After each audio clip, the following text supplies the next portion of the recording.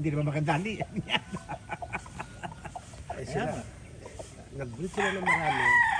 Wala naman silang negosyong permanente yung dumarating. So ngayon binabargain yung manok nila. Eh baka ko naman kukuhanin.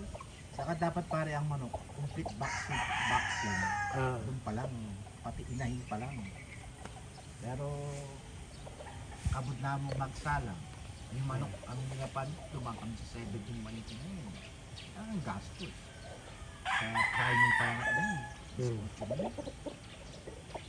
Tapos yung yung mga bakuna, wala. Hindi pwede yung baro-baro pa eh. Nakuha ba to, Tito? Kasi Nakuha na, no?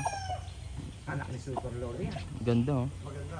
Magandang tayo, magandang paa, magandang taas. Hindi tayo